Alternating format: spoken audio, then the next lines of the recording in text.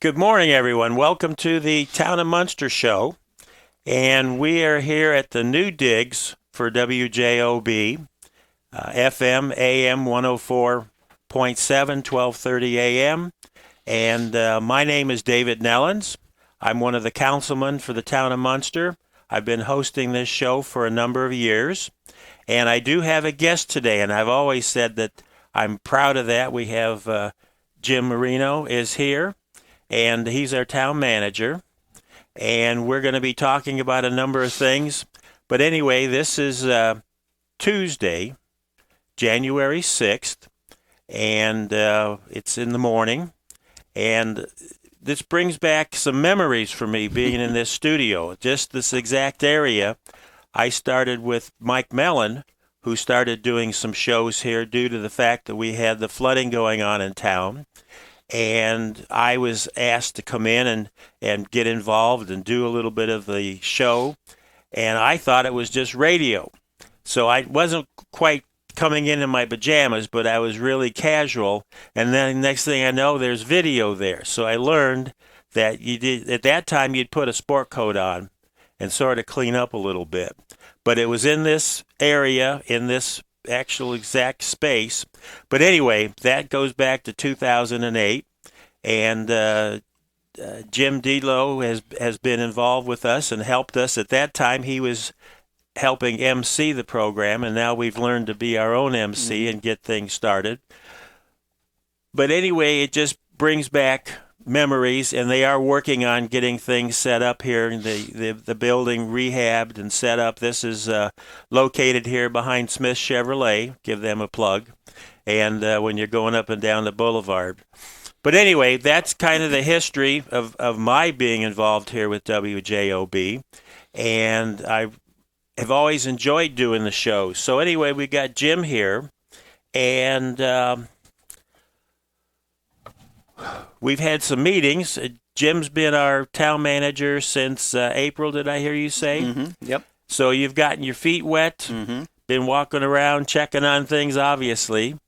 We've had some excitement, no major problems. But anyway, we had a council meeting last night, and one of the big items that came up was a fire truck. And they were talking about that the old fire truck was 24 years old, and I'm like, well, wait a minute. That truck was bought during my first term on the council. So I was involved in voting for that truck, and we had a big discussion last night. And Jim, if you want to kind of enlighten the folks here, what's all involved with this new truck? Sure. Well, the life cycle of a truck like that, an apparatus, is about 20 years. In the town have been planning on replacing it for a few years now and using bond money. So it was earmarked for a replacement. In the process to purchase a ladder truck like that is pretty involved. It requires planning and pre-ordering because when you order it, it could take up to 3 years to actually have it delivered because we get in line at the manufacturer with all the other fire departments in the country that have ordered them. So it could take up to 3 years. And the cost is quite a bit. So we estimate if we waited and purchased it and had it delivered in about 3 years, it would have cost about $2.7 million.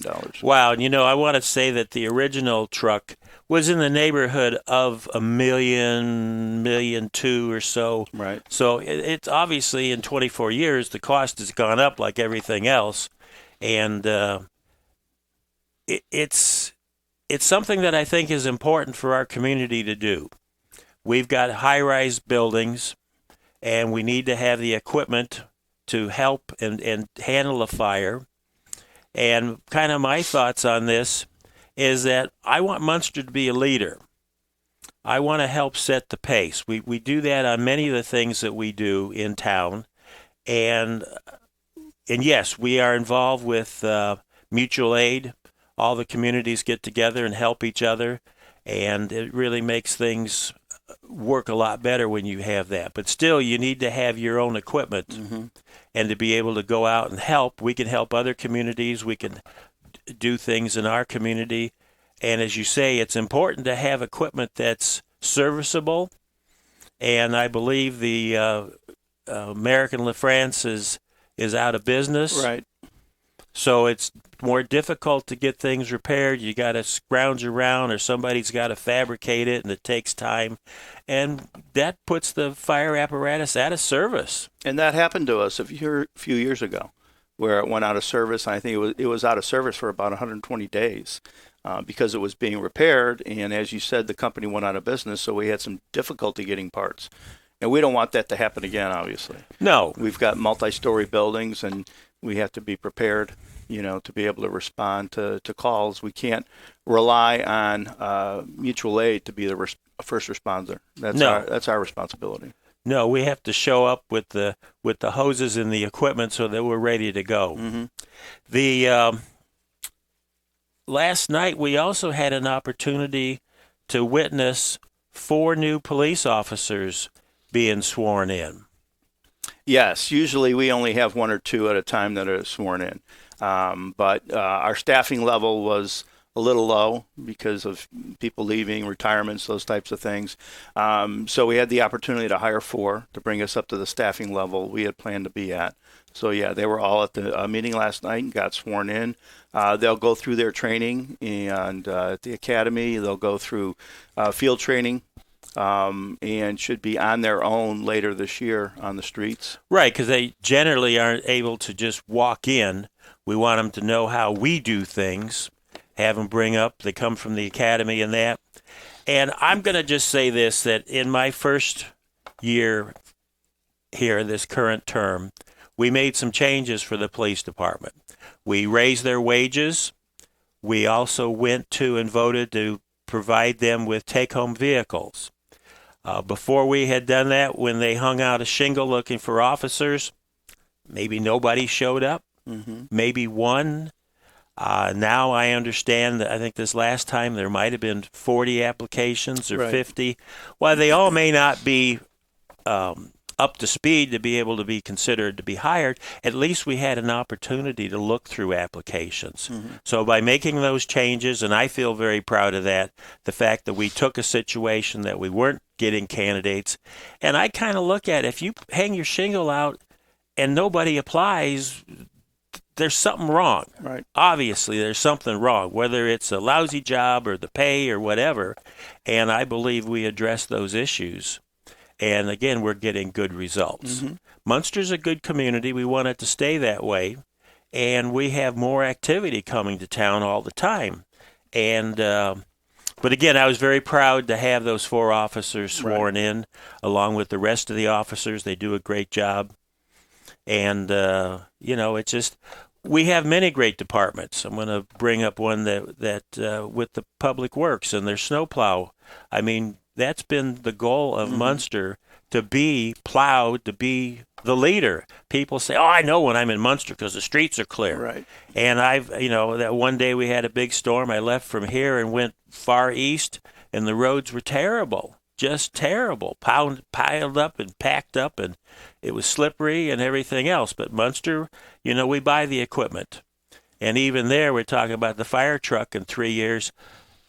My first year on the council, we had a dump truck that was ordered 3 years prior, and we needed to confirm that purchase and reauthorize the money to be spent.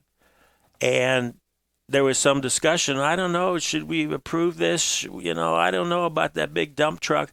I says, well, here's the deal. We need it. It is now here for us.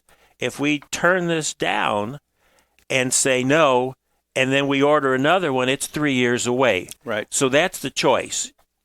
The one that finally we've been waiting for is here.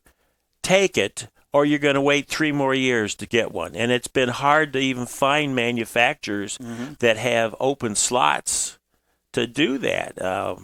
Anyway, you have to be smart in your decisions and make sure that you're making the right decision, but you want to make sure that you're doing things that is best for the community. And part of my philosophy has been, I want to buy the right equipment for the job. Now, I can go back and tell all kinds of stories about different things, but we want to make sure that our departments have the right equipment that it's functional, and when they put the key in the ignition, it starts. Right. Public Works does a great job. They did a great job with the plowing.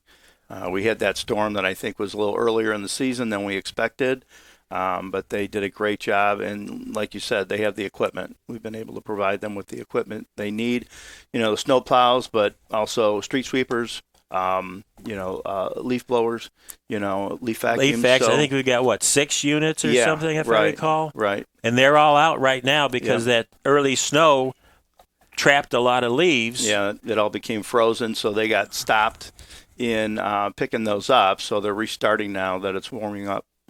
So that's going on. Also, there's been some damage along the roads and lawns and things with the snow plowing. But Munster has a philosophy that come spring, when it's appropriate, we'll go back and repair all that. Yeah. We have a restoration program. You're going to have that situation when there's some damage, to parkways, but that's expected. We try to minimize it, but we go back in the spring and we restore those areas. Yes, we do. I've got a note here that we're talking about street repairs, and we're going to continue repairing streets and redoing them. Mm-hmm. And we've had some water main breaks, and part of the goal is we identify where the breaks are and where they're very prevalent. We're setting up that road, and if it meets the Pazer rating for being in bad shape, and we've got the bad water mains, we're digging them all out. Right. That's part of the road improvement program. When we're going to resurface roads, if we're going to reconstruct roads, we look at the water main, we look at the sewer system, and if it needs replacement or repair, we do it at that time. But we also have a program where we have leak detection. We have a company come out and they try to detect leaks. That way we can pinpoint where there may be a break and then go in proactively and make a repair on the water main. Okay, that's very interesting. I didn't know that we had that. So right. That's good. I know there's some work going along Schoon Ditch, and I did ask. It was there on Fisher. One lane was closed just north of Community Hospital, and it made traffic a little difficult to go through there. But they're going in and they're digging all the muck out, and they're going to go from Calumet Avenue east all the way to where the new Bridges Over Ditches is going next to Highland there. And so folks will see that equipment going on, and they're cleaning out debris and right. But that's not a town project. Right, it's a county project. So they're taking care of that. And I've got a note here, South Shore. Now, folks know me for any time. I'm a train buff, and I like trains. And they've been running some testing. And Jim, you were talking about maybe when they might be operational. They've told us that the first quarter of this year, they're going to start revenue operations. They consider the track live now. They're not running trains, regularly, but, they've done the testing. They're still doing some additional testing. But I hope to hear from them in the next couple of weeks on when they actually expect to start revenue service. Because I know they did that testing. They also brought in 2 large locomotives and a coach, right. And they ran that back and forth, which gave it the extra weight. That's more weight than you would have with the electric coaches. Right. The other component, too, is the quiet zones are in place now on Ridge Road and Fisher. I know that was a big concern that we wanted to make sure we had the quiet zones in place. That was an involved process. We have to go through the federal government to get that approved. But so that'll be in place now too. And we've got double gates or unmountable barriers to keep cars from going around. Right. But it's exciting to have the train. We've seen it in the construction down at the south end of town. Lots of sold that were kind of hanging around. Houses are being built. I've been informed that houses that were put up for sale sold quickly. People that want to have the train are coming, and it's going to be an exciting time. I'm looking forward to when the train's going to be running. I'm hoping that I can get an opportunity to ride the first train that leaves from Munster and goes up to Hammond, wherever they take us. And but again, that's just exciting to have all that happening. We've got the 2 stations, the one just north of Ridge, there on Manor, and then we've got the one at the south end that's between Munster and Dyer. and that has a lot of parking down there, so we're anticipating a lot of use of that. Yeah, it's been a long time coming, so it's going to be exciting once it's starting to operate. Talking about just interaction with the public, I wanted to make an announcement that on January 21st, and we're figuring about 6 p.m. in the evening, we're going to have coffee with the council again. We've had one of them here early in December, and we're going to have the railroad people, NICD, come in and do a presentation that you're more than welcome to come to the town hall. We're going to have coffee and donuts and a relaxing interaction with NICD as to what's going on, how the train's going to be set up, and also the council members will be there. And Jim, I think you may very well likely, you'll be there, and have the opportunity on an informal basis for the residents to come and talk and ask questions and see what's going on. The last one was very informative, and we had a number of residents. And it's just a good thing. And we also had some applications come in for the different boards and commissions.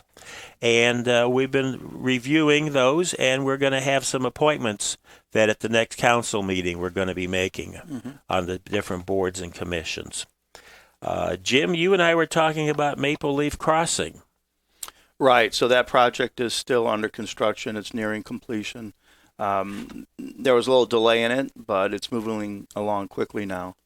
COVID kind of messed up a lot of things, and I don't want to throw that out as an excuse, but you didn't have people, and you weren't able to get materials and this and that, and people were unsure of how they could interact with each other, and it just messed up things. It did, and there were some changes that the developer had to the design and the plan and the landscaping.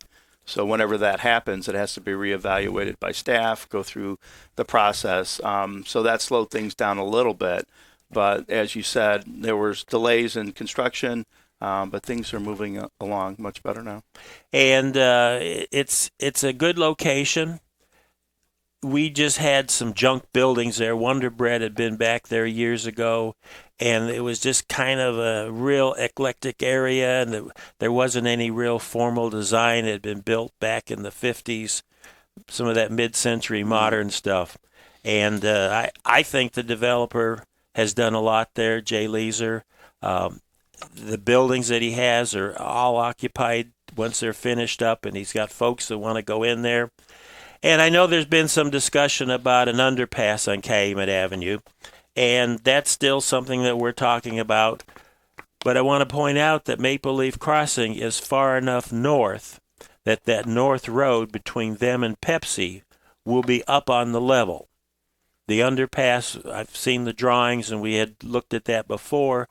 The drawings show that the road elevation starts going down south of that entrance, so there'll still be access to that area. And it's sort of a destination location. It'll sort of be an impulse stop, but we've got that going on. We've got Centennial Village. There's some activity still going on there. Right. The developer's been making some modification to his plan, but he's got a proposal for a grocery store, a bank, some other retail outlets. That's going through the review process and the planning commission and zoning board. So we're expecting the developer to provide some additional information. And I know we're looking at an intersection that will be east of 45th and Calumet on 45th, and I'm lobbying for a signaled intersection as opposed to a roundabout. Right. And I know that's... Yeah, that's been one of the lengthy conversations with staff and with the developer. You know, what's the best approach? So we've had traffic engineers looked at it to determine whether it's better to have a traffic signal there or a roundabout. There's pros and cons to each. The developer has to provide some additional information so we can do further analysis. So that has yet to be decided which approach we're going to go with. And unfortunately, it's close to Calumet Avenue, so you don't have a real stack up area, right. But it is what it is. It's there, and we need to have that because in order to access that north property, exit the south property, it needs to be done. Jim, I was going to ask you, what do you kind of see for the future of Munster? Well, we talked about the train coming through. So that's a great opportunity. So I foresee some new developments on Ridge Road as related to that train coming in. I'm looking forward to more economic development, completion of Maple Leaf Crossing, Centennial Village, but some additional retail development, hopefully on Calumet and Ridge Road. We're spending a lot of time and money on infrastructure improvements. We issued a bond for water improvements. Mm-hmm. And issued a bond for street improvements. So the next 3 to 5 years, residents are going to see a lot of improvements with the water system, sewer system, and roads, resurfacing and rebuilding roads. There we go. And then I use the term Munster's a medical mecca. Right. And we've got a lot of medical businesses, medical operations coming to town. We have 2 world-class hospitals, so that brings more activity. Mm-hmm. We have surgery centers that are going in. We have doctors' offices going in. There's, a new immediate care facility on Calumet Avenue. There's a expansion of the Franciscan Hospital there. Community Hospital's been doing a lot of things, and I think it's good business. We had Munster Steel there for many years, and that was kind of a dungy mill-type operation. Now we've got clean buildings and clean operation. They offer a lot of jobs, good jobs, clean jobs, and people come to Munster now because they're doctors here. Right. And we offer services in town that rival what they have in Chicago, where folks had to go to Chicago before to get treatments and taken care of. They now can get that here in Munster. Mm-hmm. So I think, with good leadership, a good hand on the rudder, we're going to keep moving forward. Definitely. And having the hospitals, that brings people into town, obviously, and there's a ripple effect with that. Yes. Because if they come into town, they're going to go to, other places, restaurants, go for other services. Absolutely, and that will help support all those activities. And anyway, I think it's good. Mm-hmm. We've had a good show here today. And, Jim, I want to thank you for being here. Definitely. And, we're at the historic area for WJOB. So thank you very much, Adriana, for coaching us through this. And thank you all for listening, and have a great day now.